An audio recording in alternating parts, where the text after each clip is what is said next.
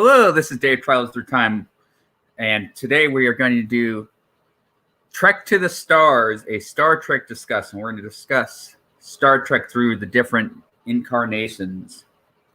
And I'm just waiting for my pal PD Rich to come here.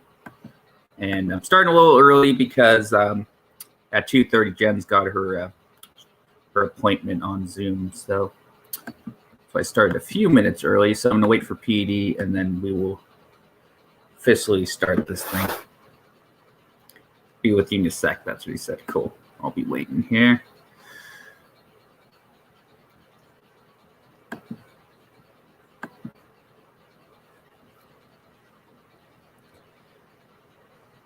We had a lot of fun. I had a lot of fun doing the Highlander talk last week with him. That was a lot of fun.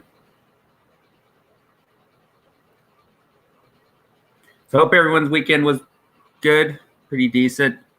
Mine was pretty lay low. Not doing that much. Did a little bit of cleaning. Played a few games on PS4. Then today I had my job coach before I did this. Job specialist. Working on some stuff with YouTube, and then and working on my scripts a little bit.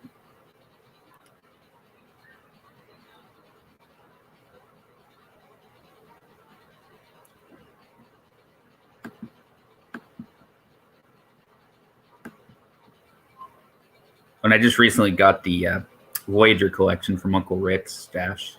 So I have the Star Trek Voyager complete series now. So that's pretty cool.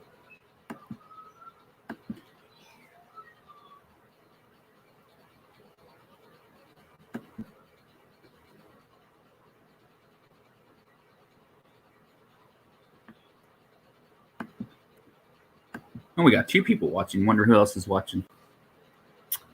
All right. I have PD. Here he comes. Hello. Sorry about that. A few things to sort out. No worries. How are you doing, my friend? How are you doing? I'm doing all right. I'm surviving. We're surviving the political apocalypse over here at the moment. So Yeah, I've been hearing about that too. Yeah, it's not been fun. I think everyone's just annoyed now. Very much annoyed. Everyone's had enough. They're just waiting for March. We're all just waiting until March now to see if we're all going to be released from perpetual rules and regulations. Yeah.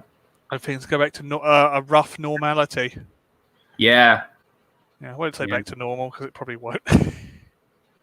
Yeah, then there's those rumors of David Tennant being the 14th Doctor now. Oh, here we go. You know where all these are coming from. You know what's going to happen. Yeah. You know what's happening soon. It's the 60th anniversary, so they probably are trying to get Matt Smith, David Tennant, Capaldi, and Christopher Eccleston back. Yeah. So it's it's what's happening. Yeah. Well, the theory is, he's gonna basically what they're gonna. This person was theorizing that it's gonna be that it's gonna be Capaldi regenerates into Tennant, and that Jodie was from this alternate timeline. Yeah, I'd like that to happen, but I can't see it happening though. I mean, that would be cool, but again, I don't think we're going to go that route.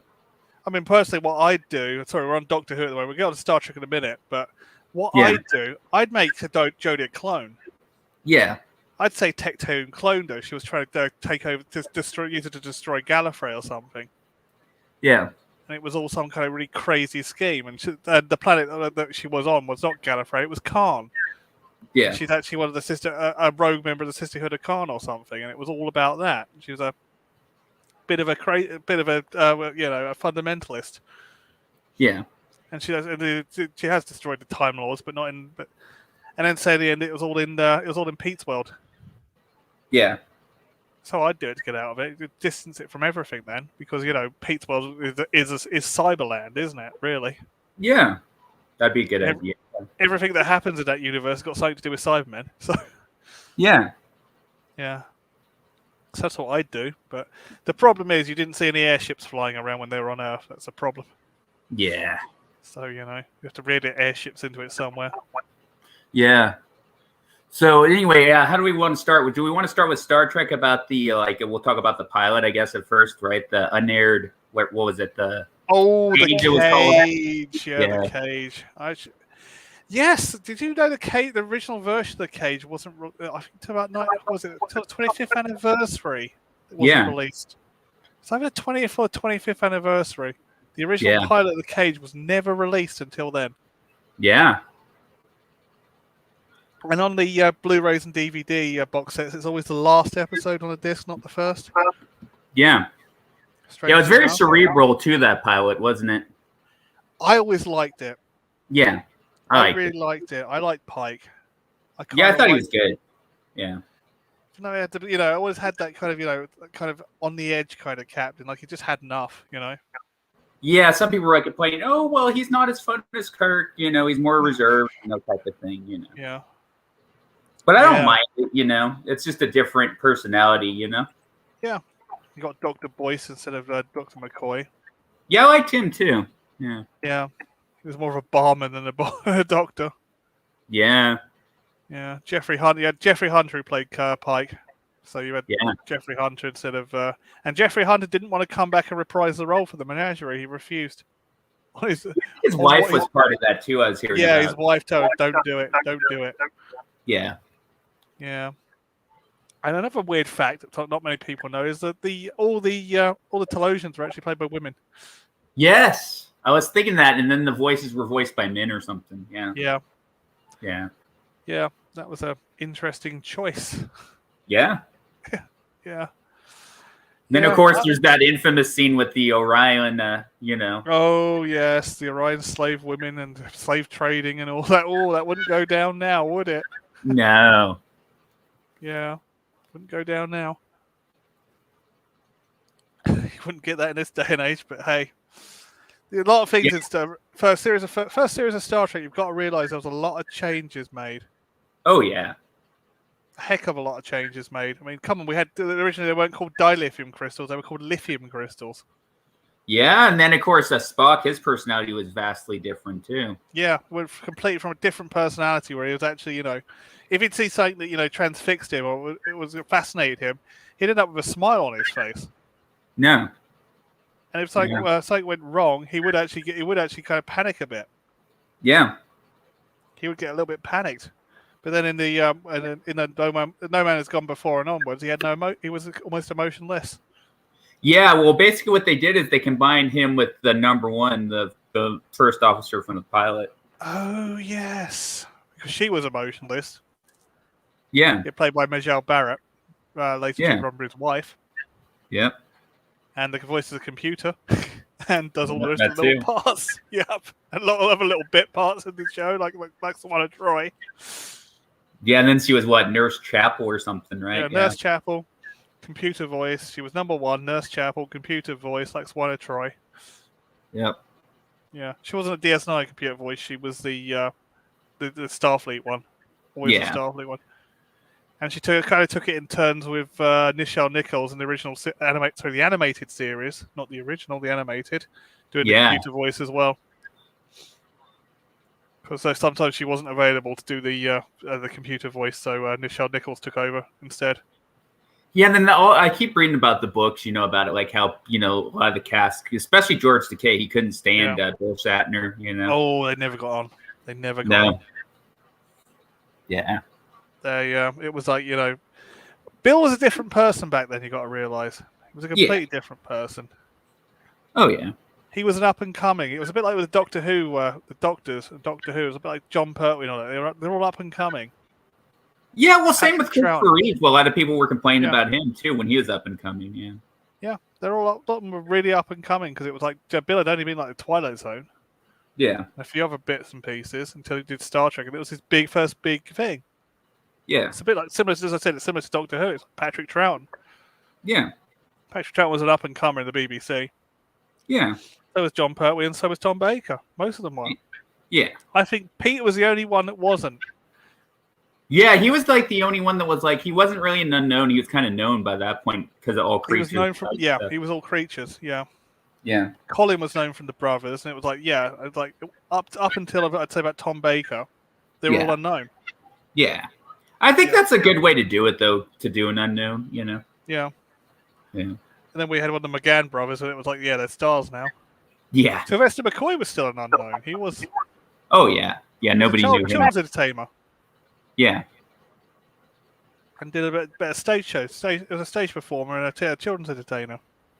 Yeah, I think it's when you're new to like being like a lead on like a big show. It's like you kind of want to have the attention on you kind of thing. Yeah. That's why I panicked a bit. Sorry, go back to Doctor Who. That's why I panicked a bit with Christopher Eccleston. Yeah. Because suddenly we've had this, up and coming kind of actors. Right. We kind of lost it with Davidson and Baker too. Yeah. Got it back with Sylvester McCoy, and then we lost it again with McGann and Eccleston. I thought, oh, he's a Hollywood star. He's a B-list Hollywood. Yeah. But why have we got B-list Hollywood bringing it back? I mean, it's always been up and comings. Right. I think that's why it took a long time for me to get into it. Yeah. Because he didn't feel like the Doctor until Dalek. Until I saw a Dalek, it didn't feel like Doctor Who. Yeah, I mean, definitely. Like, he wasn't like, when you see him, when I first saw him, I was like, okay, he's not the traditional Doctor. I was kind of thinking, this is different, Whereas, like, with Tennant, right when he came on, I was like, okay, this is back to more of the Tom Baker-esque type thing, you know? Yeah. Yeah. So it was a bit, that's why I was always a bit standoffish with Eccleston. Oh, yeah. And then when it came with sort of Dalek, it's like, yes, it feels like Doctor Who again. Yes, we're back to being Doctor Who. I was happy. Yeah, because I knew some friends that couldn't stand his Doctor. They were like, the one friend, his name was Arthur. He was like happy to see Eccleston go. He was like, okay, I like Tennant a lot better, Yeah, I wasn't happy with all the hoo-ha around it. Yeah. Yeah, I was not happy with all the hoo-ha and all the rigmarole around it. The way he just turned around and said, "Oh, I don't want to be typecast, so I'm leaving." Right. It's not why he's leaving. Yeah, well, him and RTD and Collinson especially, they didn't. Yeah. Anyway, back to Star Trek. I know it happened. We should have done Doctor Who stream tonight. Just talk about the rumors. Yeah. Oh well, best laid plans. Yep. Yeah. So what we were talking about like Decay and Decay, and they never got on. Yeah. Recently, it's come out with the space trip that it's still got. The rivalry is still going. Yeah, I mean, I gotta say, he kind of sounded like a jealous kid a little bit. Oh, George. yeah. I'll be honest. It was really obnoxious. I was like, wow, really? I used to be a big fan of him and his On My website, but I've really got off of George lately, I have to say. It's just... Yeah. He's just too Hollywood elite now, and it's like, Yeah, Yeah, I'd rather listen to John Barrowman and George Takei now. Oh, yeah. Even though we all know what's happened to John lately. Yeah, unfortunately. Yeah, sadly. Yeah, that came out the other day. Big Finish. What's his name? Nick Briggs threw the BBC under the bus on it. Yeah. He turned around and said it was a BBC mandate that they couldn't have Captain Jack anymore because all the hoo-ha on Twitter. Oh, jeez. Yeah, came out. Everyone's eating each other alive at the moment. Well, it's still with this council culture crap. I know. Can't we all just get along? Yeah. As the famous saying goes. Yeah. Yeah. Anyway, when we talk about George Takei, we went off. Yeah. Yeah. It's going to be a bit like that tonight, I have a feeling. Yeah, but there was a lot of problems on the original series set in general, though. Yeah.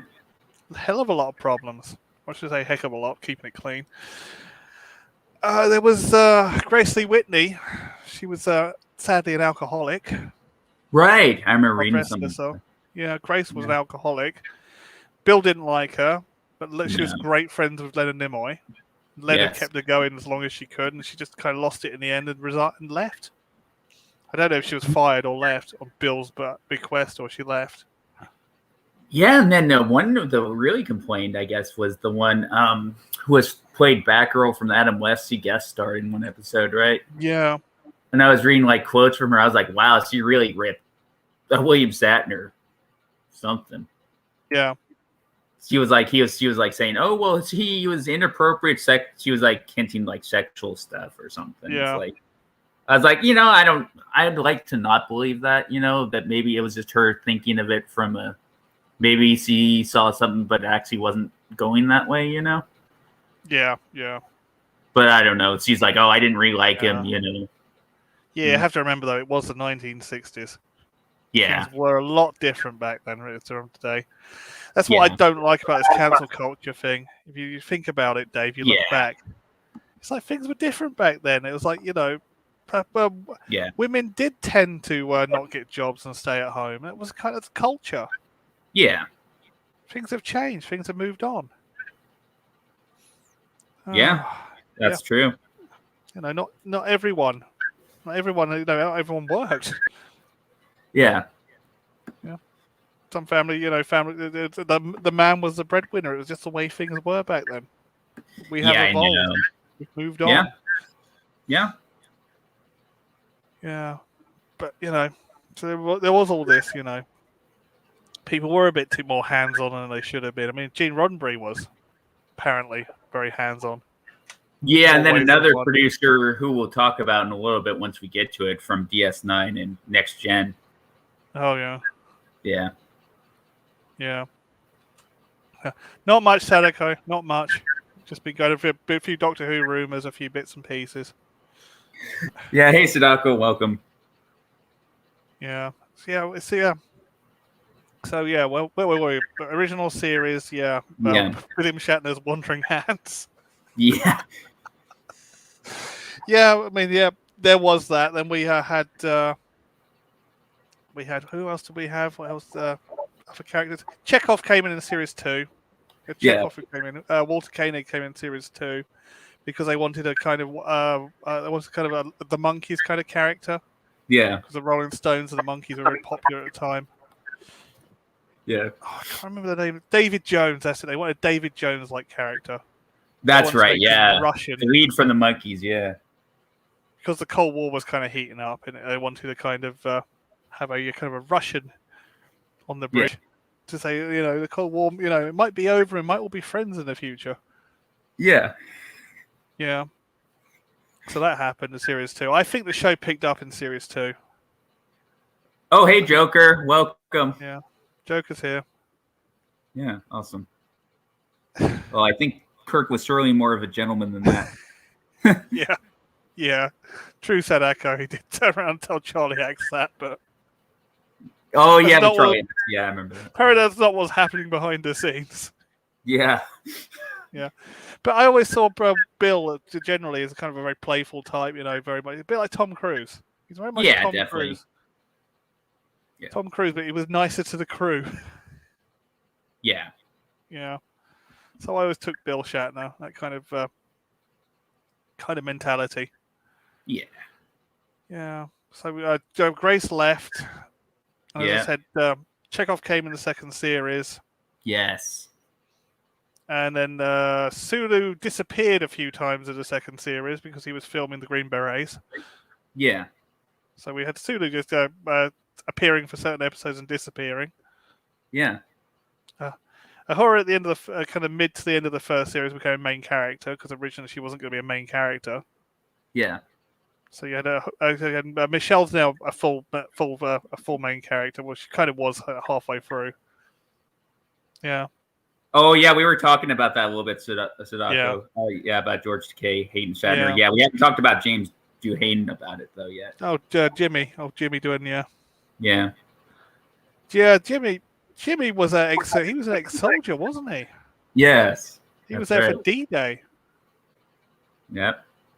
Yeah, and he was actually Canadian. He wasn't Scottish. Yeah, he was indeed Canadian. Yeah, and he was trying to pick an accent, and then they liked the Scottish, and that's what they went with. They said Scottish people are the best engineers. Yep. Back then they were. Wouldn't say that 100% now. I don't, because we don't build much. No. But I'll have to check with a few people because most of the stuff is kind of built Middle England now. It's not really built in Scotland or the south of East. Yeah. I was shocked when I watched later films. I was actually convinced they were all real close friends. They must be. Yeah. That must be terrific acting. Yeah. Oh yeah, must be absolutely brilliant actors. get away with what that stuff that was happening on set in the background. Yeah. So yeah, we had this kind of war between Takei and Shatner. Yeah. Yeah, so we had the war. Yeah. Oh, I love Khan too. He was a great villain, wasn't he? Oh, Ricardo Montalban was probably one of the best. Yeah. Yeah, he's probably one of the best villains they had. I mean, they were so good that Nick brought him back. Yeah. Yeah. It's not And from then the my whole end. eugenics wars was the whole eugenics wars was interesting too. That whole concept. Yes, that was 1996, and Gary Seven was supposed to be involved in it as well. Like the end of the eugenics wars. Yeah. That was in I think it was in a novel or something. There was a spin-off novel. Yeah. Yeah. Yeah. A spin-off novel where Gary Seven was supposed to stop Khan, but didn't manage to do it. Yeah. Yeah. So Nick Meyer, I'm talking about, and just to shout out Nicholas Meyer, who directed Star Trek II: The Wrath of Khan, brought it all back. Oh yeah, he's brilliant. Yeah. Yeah. Decided to have it like the Ceti Alpha 5 exploded. No, sorry, Ceti Alpha 6 exploded. There was a something happened to Ceti Alpha 6, and so Ceti Alpha 5 became a desert wasteland. Yeah. But Khan having being surrounded by superhumans, most of them survived. Yeah, I would say that. What was it? The third season wasn't as good as the first two, huh? Oh no, the third season was quite weak in places. Yeah. Yeah, new producer came in because it was Gene L. Kuhn who was helping for a while. Yeah, it was Fred. Was it Freiberg or Frickelberg? Or what? Yeah, something like that. Freeberg, that's it. Yeah. Because he later went off to do Space 1999 Series 2. Oh, yeah. That was awful as well. Yeah, he doesn't have a good track record. He does not have a good track record, that man. No. Freeberger does not have a good track record. Especially after Series 2, Space 999. It suddenly turns into Star Trek. Turns into really bad Star Trek. And then, Spock's brain was pretty bad. I remember that episode was pretty bad. Yeah, that was like the episode, wasn't it? The bad episode. Yeah. Yeah. Bad episode with Spock's brain. Everyone said that was like one of the worst episodes. And the best episode has always been Trouble with Tribbles. The worst has always been Spock's brain. Yeah, Trouble with Tribbles is a classic. I love that one. Yeah. Yeah, it's just fun. Doesn't take itself. You have to remember that this was after Series 3 was after the cancellation as well. Yes, because it was all that cancellation. Yeah. And then all the fans were like doing letters and campaigning. Yeah, Bew and John Trimble brought it back, helped bring it back with the fan campaign. Yep. Thanks to them. Yeah. We had that, and they managed to get back for one series. But who was on it? Wasn't it on NBC? Yeah, it was on NBC. Yeah, something like that. Yeah, NBC. Yeah. And they kept moving it around the slots, which is what they normally used to do to kill something off. Yeah, and then of course, what was it? Lucy's company helped with it. Right? Desilu. Yeah. Yeah, Desilu was involved. Was a production company. Yeah. The Norway Productions, which was Gene Roddenberry, not John. Gene Roddenberry. Oh, hey, Disaster, welcome. Hey, Disaster. Yeah. We had some pretty weird episodes in Series 3, though. I mean, the second one was brilliant. You can't beat the Enterprise incident. Yeah. That was a good episode. Yeah, that was good. Yeah. Oh, Paradise Syndrome was a weird one. That was the one where William Shatner brought his Dobermans on set and they started running around the altar. Oh, or Yesterday's. I think that was the one where he has amnesia, isn't it? Yeah, Paradise Syndrome. Yeah. Someone really knocks on his head. It's a knock on the head. And and then he falls in love. What was her name? Miramani or something like that? I think so. Yeah. Got on the wrong episode. Yeah, I think yeah. Yeah. Yeah, Miramani, exactly. Nice. Sabrina Scaff. Sharf as a Miramami. Yeah. Paradise Syndrome. That was a Yep, that's a good an one. interesting episode. I remember that because that's the one where Bill Shatner's Doberman started running around the altar. The Yeah. monolith. Like it was a weird. Oh, Turnabout Intruder was pretty bad. Yeah, we always got to say that's the last episode of Star Trek. Oh god, that's where they switch. Oh, bodies. Oh my god. Yeah. Uh, The one with Dr. Lester, or I turned around to say she was like she was an SJW before her time. yeah, pretty much. She behaves when she's in Coke's body. She behaves like a social justice warrior. She just behaves. She just goes like full Marxist. It's just so funny. It is.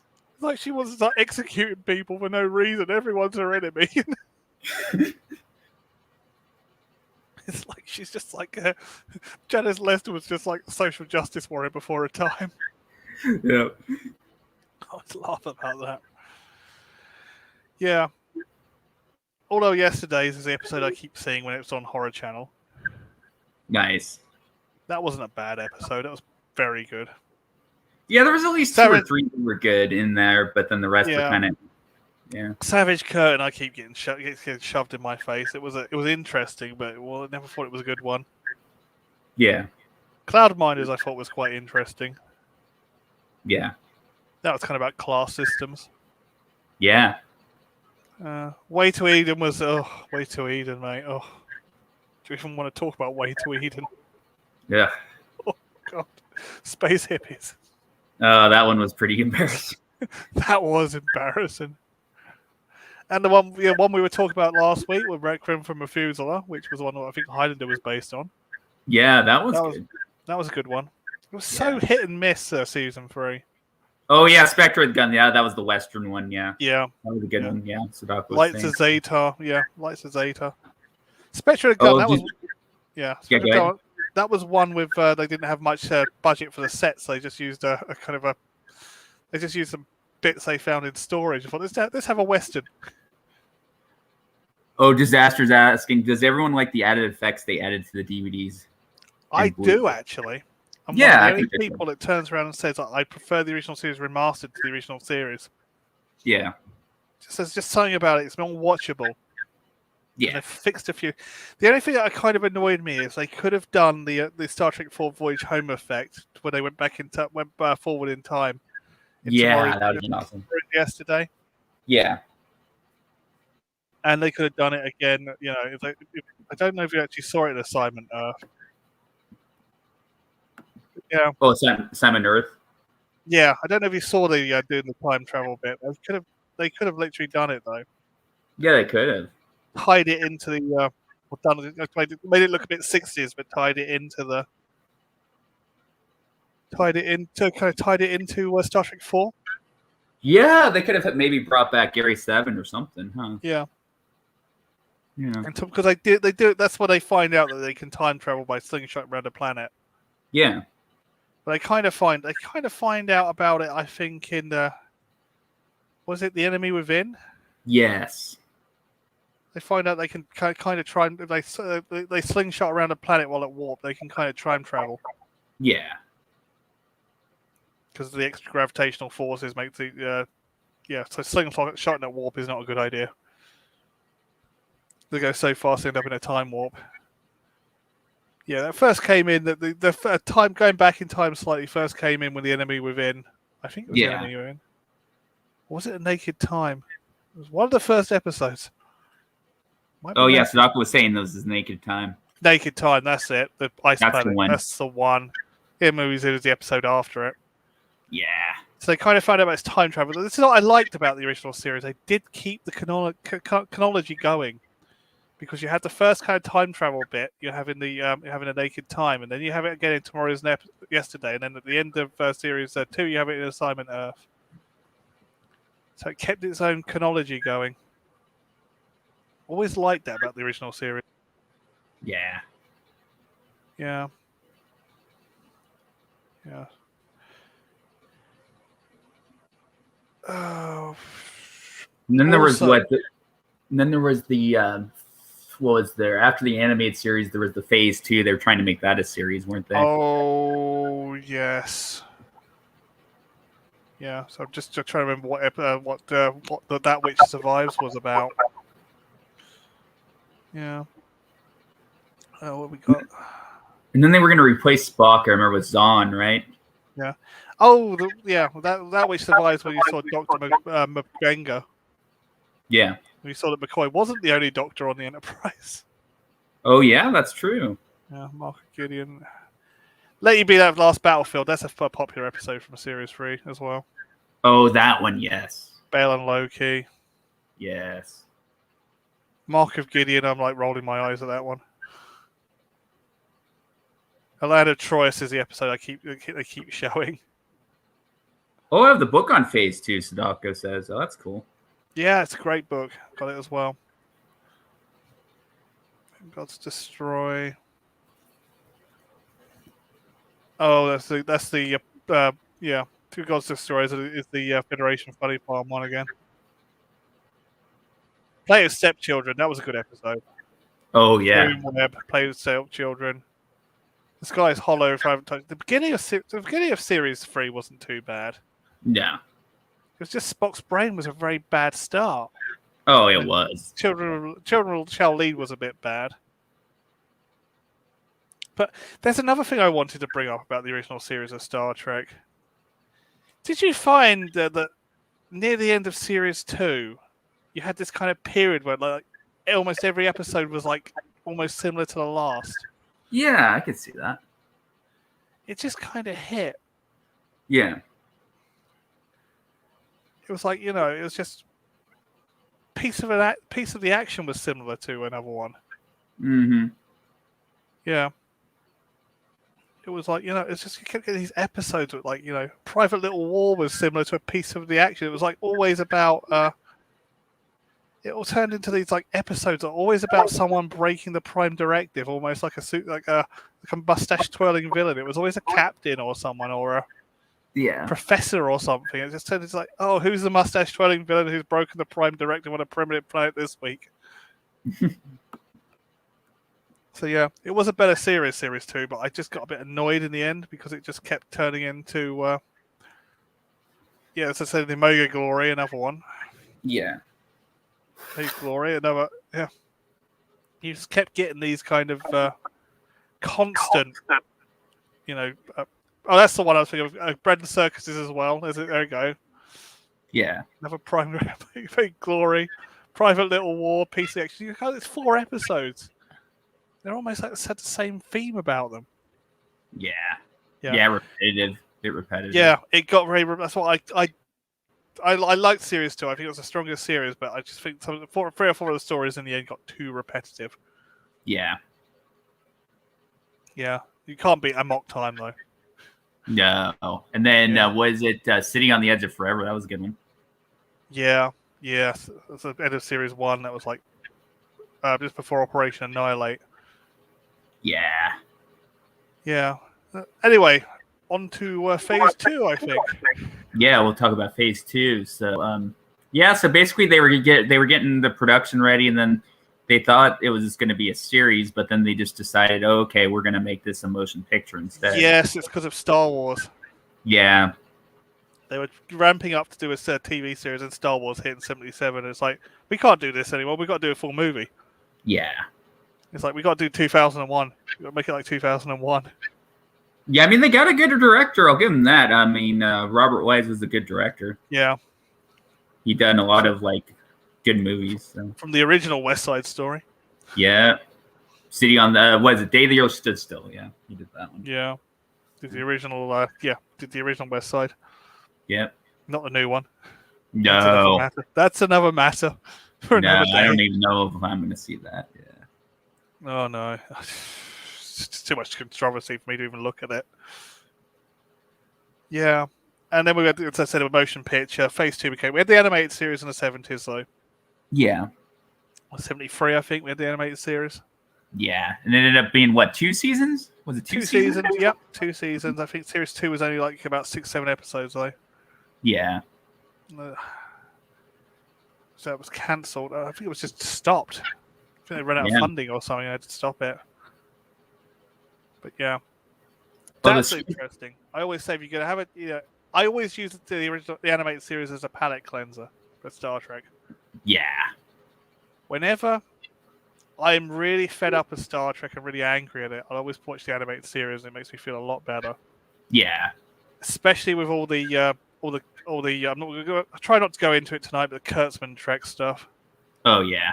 Yeah, I don't think we're going to go into too much Kurtzman, are we? We're going to kind of skip them. Yeah.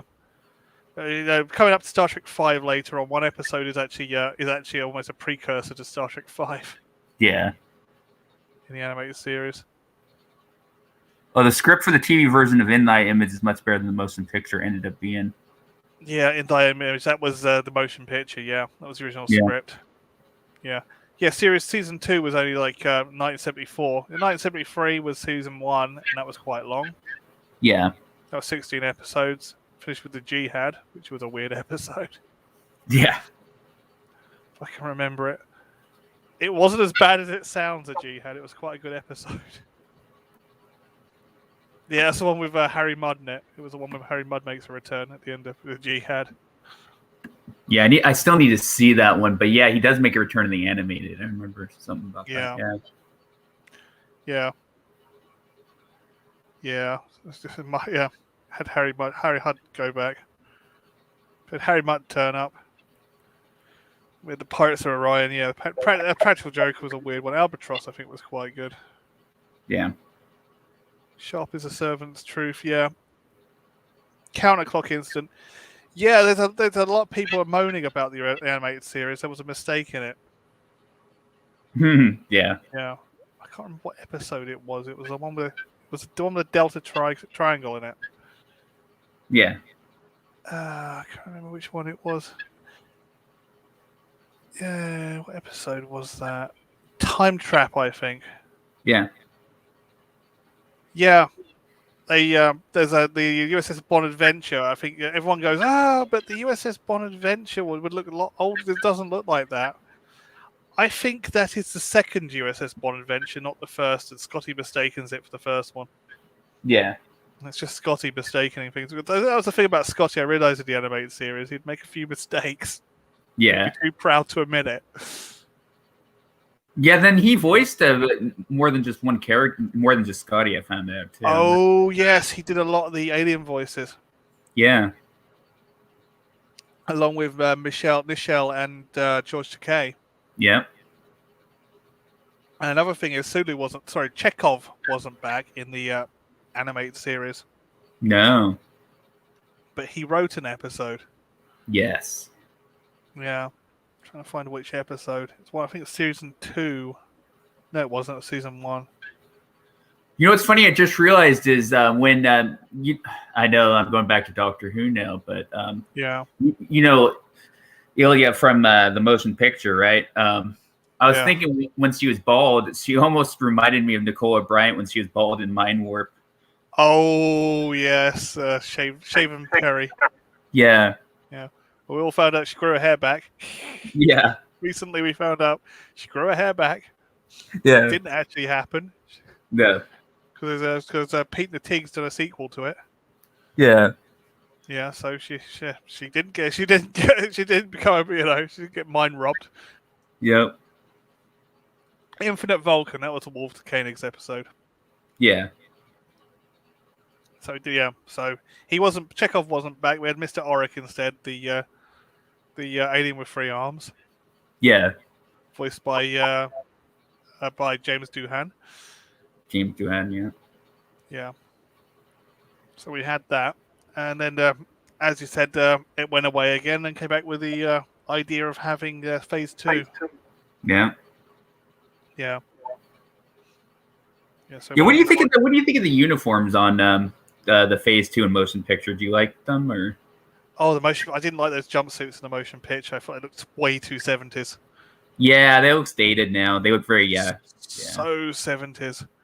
Yeah. It's like just didn't look right. Everyone's running around these weird jumpsuits, and apparently the cast got sick and tired of them. Yeah. It literally said you've got to get rid of these jumpsuits. It takes us about an hour to go to the toilet. Yeah. They go and have a toilet break, and they're like in there trying to get this jumpsuit off. Yeah, and then they had the Klingon designs, which became the permanent Klingon design. Yeah, motion picture was the first time you saw the new Klingons. Yep, with all the ridges on the forehead and all that. Yeah. That was Mark Leonard who was the first Klingon captain who played Sarek. That's right, it was him. Yeah. And what's his name? Who played Admiral? What's his name? I can't remember his name. Played the Admiral in the Star Trek Enterprise. Was the stunt guy? Was the Klingon who got thrown across the bridge? Yeah, that's right. Yeah. I don't remember his name. Someone in the chat will probably tell me. Yeah. Oh, I know his name. It's on the tip of my tongue. I know his name. Oh, damn. Anyway. I mean, do you feel like the motion picture drags? Do you feel like it's a little too long, or do you feel like it's just the right length? I really like the special edition. Yeah. The remastered special edition is amazing. Yeah. I just think it feels more, just taking out all the rubbish. Yeah. Because there's a weird thing about the motion picture. There's about 3 different cuts. Yeah. Well, about 4 now if you include the difference between the DVD cut and the newer cut, which is probably going to be like minuscule. Yeah. But there's 4 cuts of the motion, about 3 cuts of the motion picture. You've got the original theatrical cut. You've got the TV cut, which doesn't have the Starfield beginning, and it has more sequences in it. So technically, it's the director's cut. Yeah. And then you've got the latest special edition, director's edition, I think they call it. Yeah. Which I think the director's edition is the best cut. Yeah. Yeah, I think you're right. I agree. So a lot of stuff's been restored that was taken out. It's a lot of wider sequence, a lot of wider angles on shots. You got full frame shots instead of like partial frame shots, and it just looks a much better version. Oh, there was a storyboard for an ending where the Klingons come back at the end. Oh yes, the Klingons weren't supposed to be destroyed by V'Ger. That's right. And that's the first time you were supposed to. It's in the Art of Star Trek. The storyboards are in the Art of Star Trek for that. Yeah. That was the first time you were supposed to see a starship separate. Yeah, and we don't get to see that till next gen. Yeah. You don't see it until next gen.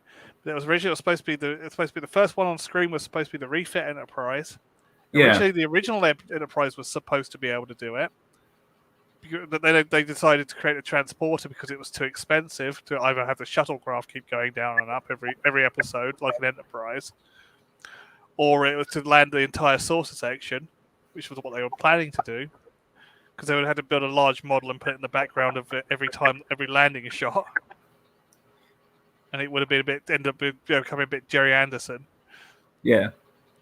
But yeah, that was the first time you were supposed to see a proper saucer separation.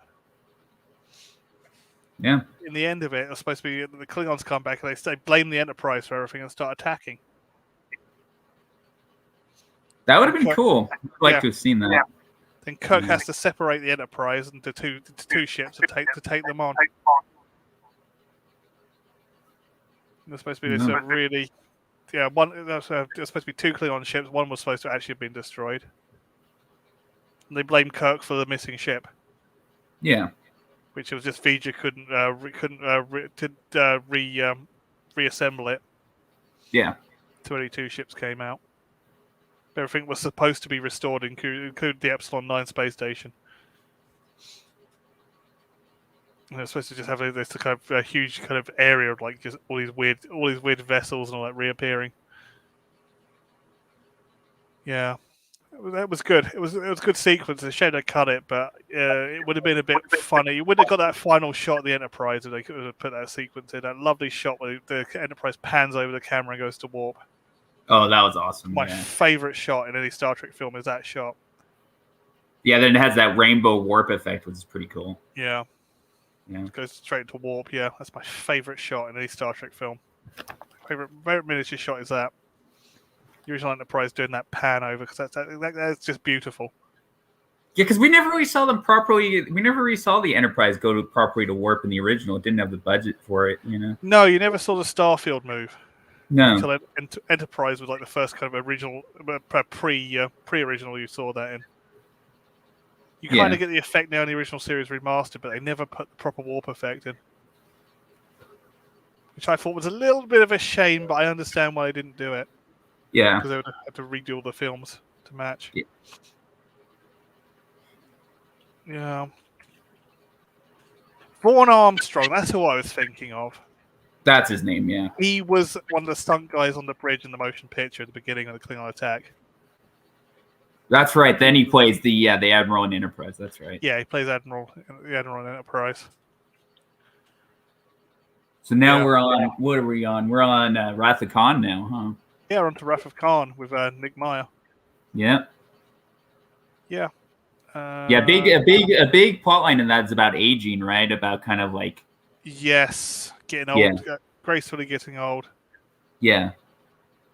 Yeah, that's a big plot line. That's why because Bill Shatner was getting old, and I don't think I can do this film. I kept saying to Nick Meyer, I don't think I can do this film. Yeah.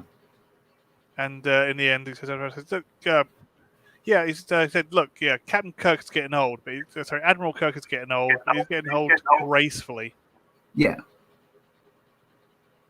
It's all about being graceful. Yep. And then they had, of course, there's the Tale of Two Cities book. There's that and that scene too. Yeah. Best of times, it was the worst of times. Yeah. Admiral Forrest, that's it. That's Forrest, yeah, Admiral Forrest. That's right. And he got replaced by Admiral Gardner. Yeah. So a lot to do with forests and gardens. Oh, that's true. Yeah, the budget was definitely significantly reduced. Yeah, since they overspent on the first film. Yeah. Yeah, they were. It was more of a ship. It was more of a ship in a bottle movie. Yeah. Even the first set you see with Kirk and everyone. Kirk and Spock. Yeah. Right. That first set. When you see the big expanse of that set, the expanse is actually a model. Yeah. It's not a set. It's like, the corridor bit's a set, but the big expanse, the big kind of lounge area, is actually a model. Yeah. They had to cut down. They spent a little bit on the Reliant model, I think, because they wanted a miniature. Originally, that was supposed to be a Constitution class vessel, the Reliant, but an older model. Yeah. They were going to originally reuse the Phase 2 Constitution class model, but they said now we want a new ship. Yeah. Because it would cost just the same to refit the Phase 2 model and put proper internal lighting in and navigation lights, blinking navigation and flashing navs. They would to build a new ship. So they just decided to build a new ship. Those maggots were so nasty, weren't they? The ones that go in the ear.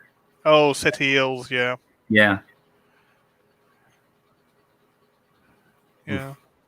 Oh, that's right. They were going to go back in time and do, but they turned around and said, because that's right, because Sadaka's just said it in the chat.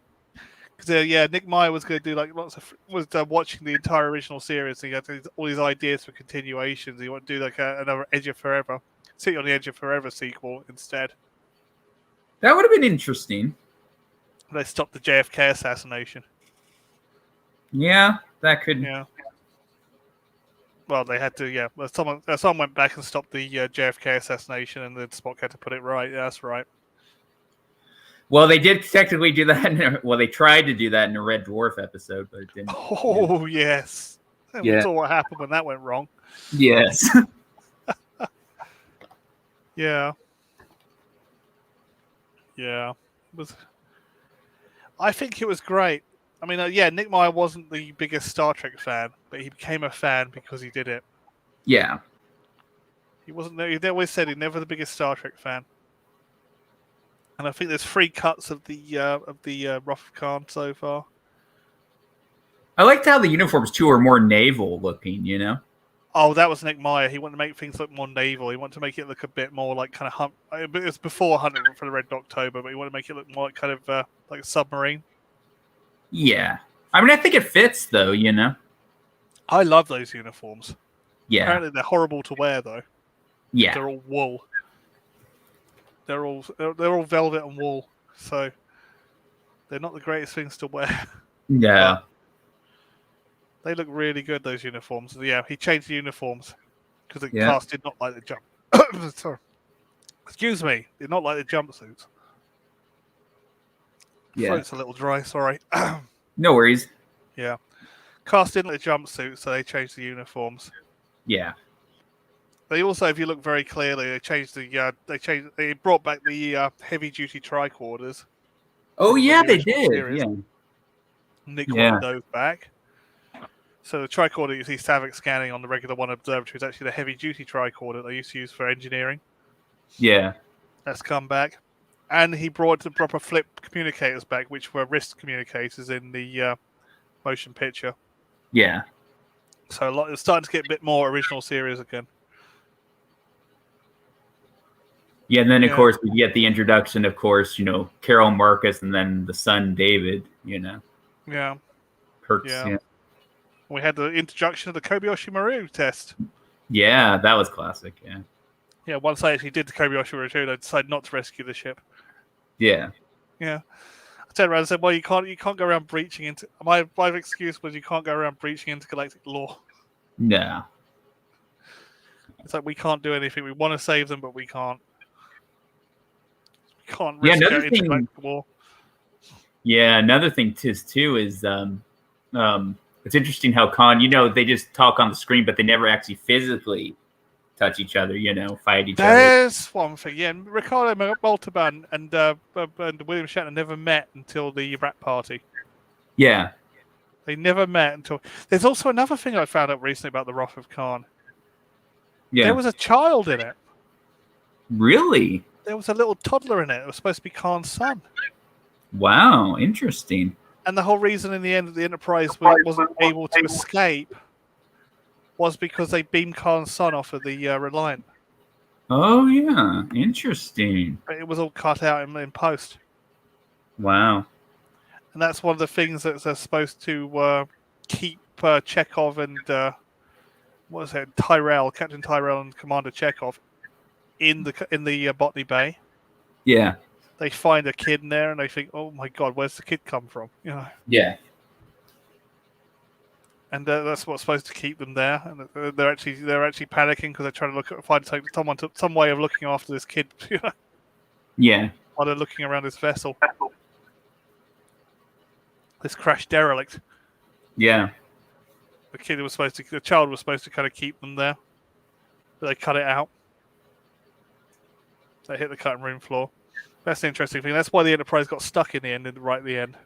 Yeah. Because they used the last little bit of power to beam Khan's son off the Reliant.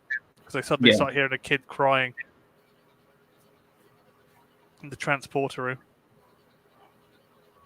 But they took it out in the end for pacing reasons because it was just slowing down the action. Yeah. Yeah, that was a good film, and we all know what happens at the end. Leonard Nimoy passes away. Yeah. Character passes away. Spock passes away.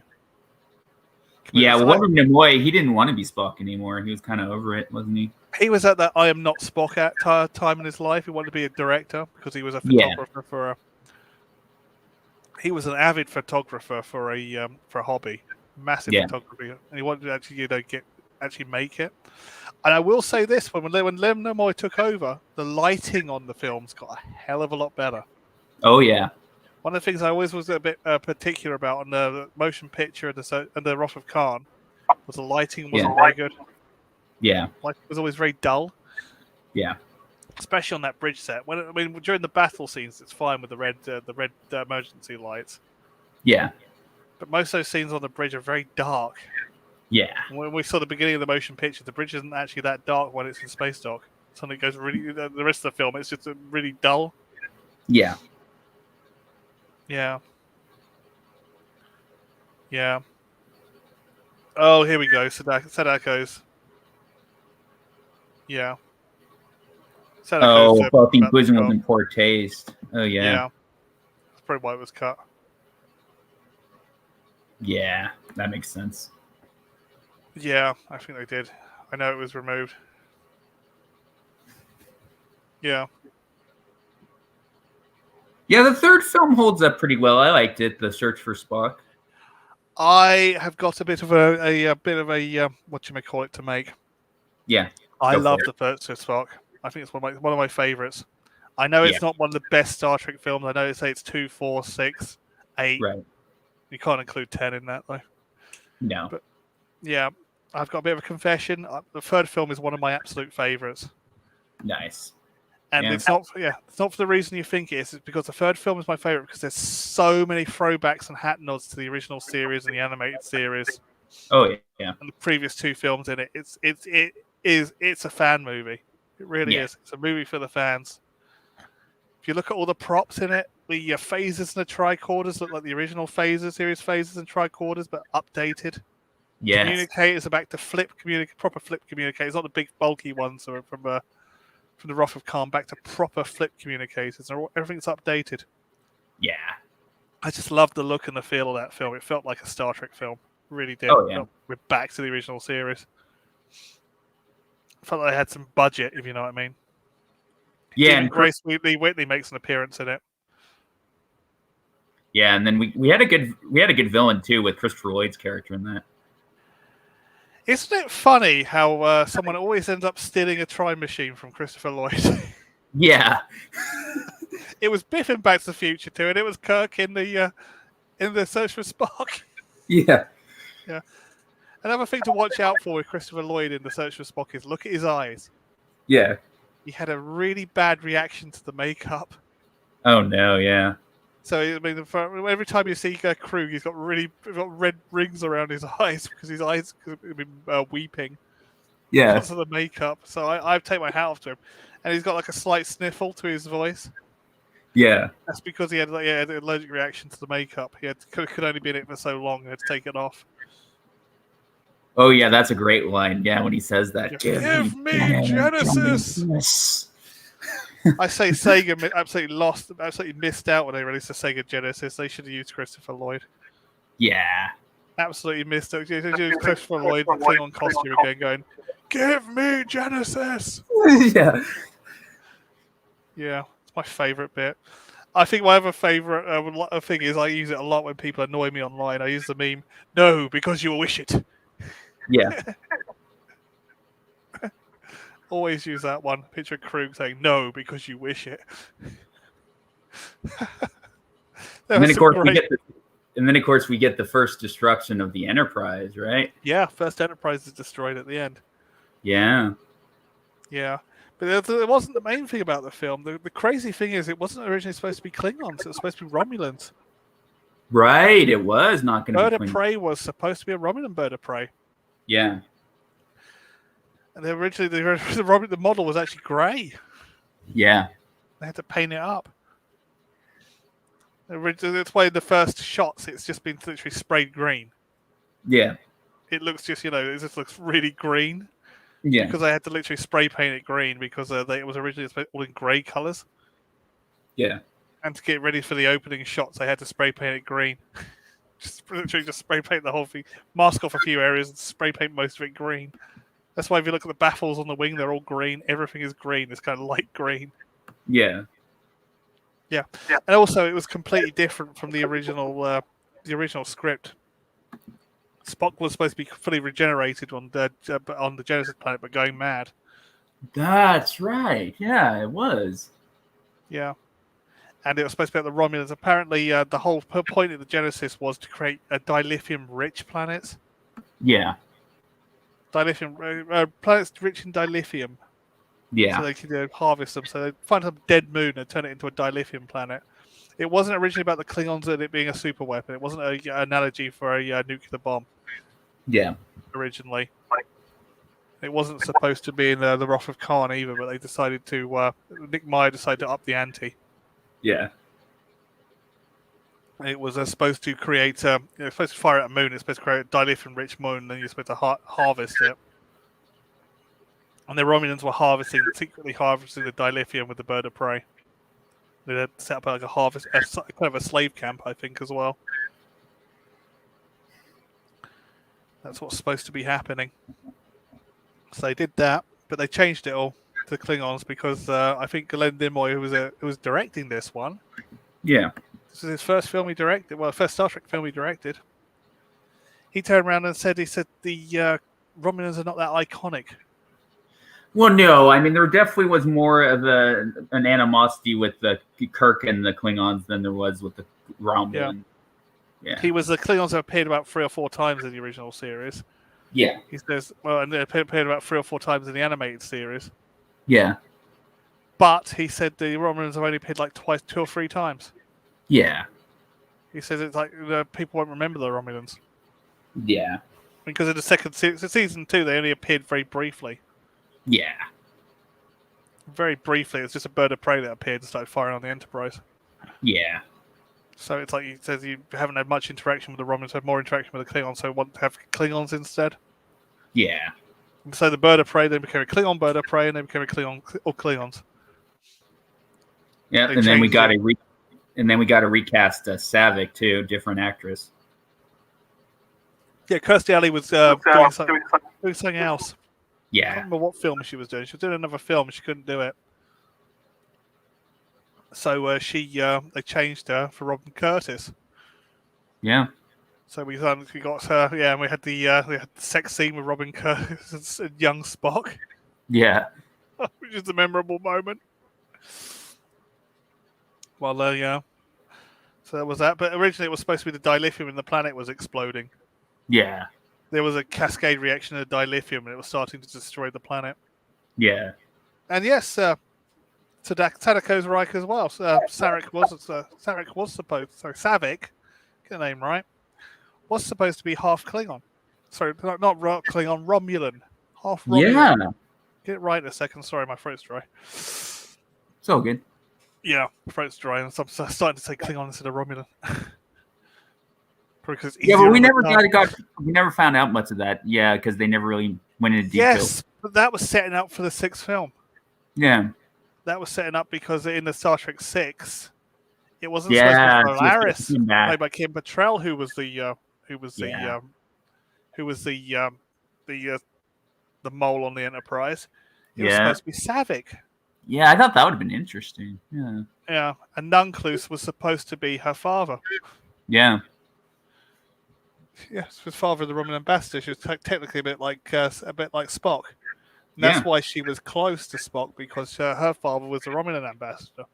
Yeah. But Spock kind of took him under her wing. Yep. But we all know what happened to Savick in Star Trek 4, though, don't we? She was pregnant. Yes. Spock's out. It never got spoke about again. Yeah, we only saw her for like 5 minutes, and that was it, right? Yeah. Yeah. We only saw her for in the very beginning and the very end. Yeah. That was it, because apparently she was supposed to. Savick was supposed to be pregnant with Spock's child. Yeah. Whoops. Yeah. So that's what. Yeah, that happened, but then we never ever saw Savick again. Yeah. Yeah. Yeah.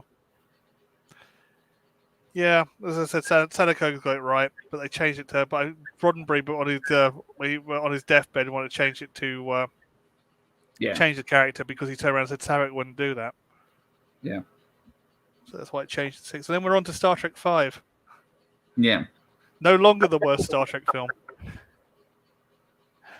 Yeah, I was thinking, should we make this into parts? What do you think? Because Jen's gonna end up having to do her job coach in a little bit. So I was thinking, do we want to do part 2 next Monday? Yeah, we'll do Next Generation next week.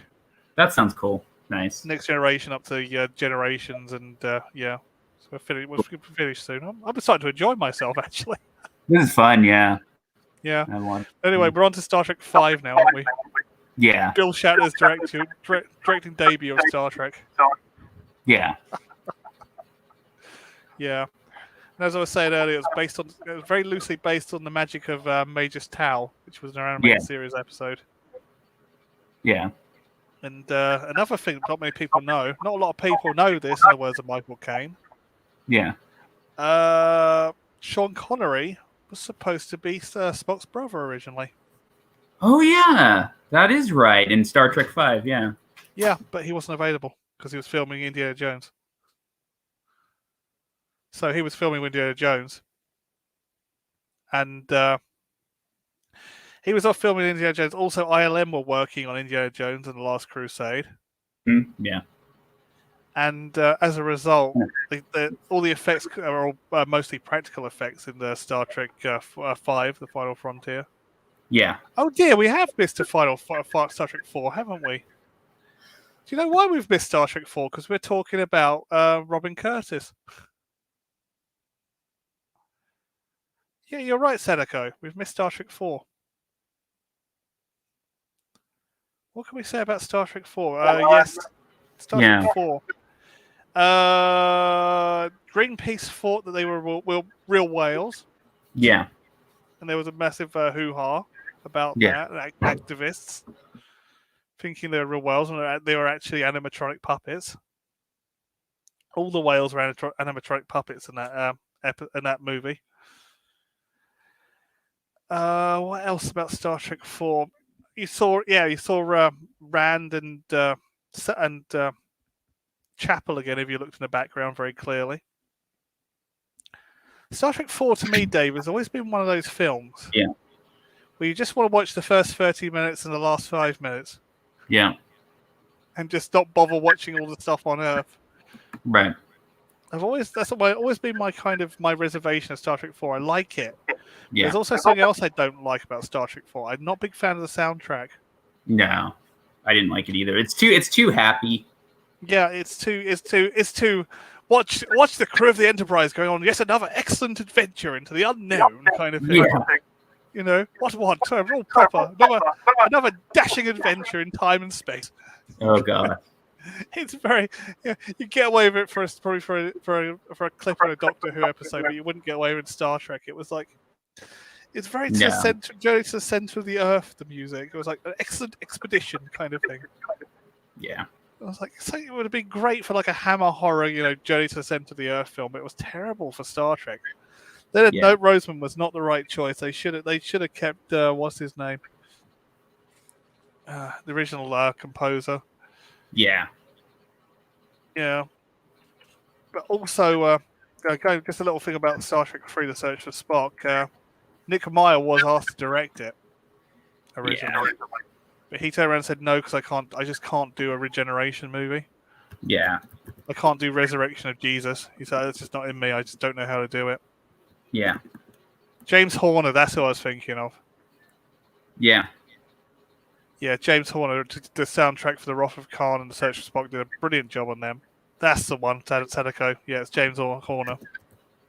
I always get confused with Tim and Jerry Goldsmith because Jerry Goldsmith did the motion picture, which is a brilliant soundtrack. And James Horner did The Wrath of Khan and Search for Spock. I always would love to have heard, I know he's not with us anymore, to someone have got hold of the Star Trek 4 Voyage Home and did a special release of it with James Horner's Star Trek 3 soundtrack, tweaked for Star Trek 4, and keep the Yellow Jacket stuff. I think the Yellow Jacket stuff is all right. It goes with the being on Earth. But yeah, I always wanted to see a version of Star Trek 4 like that. But then again, Star Trek 4 was a very popular film.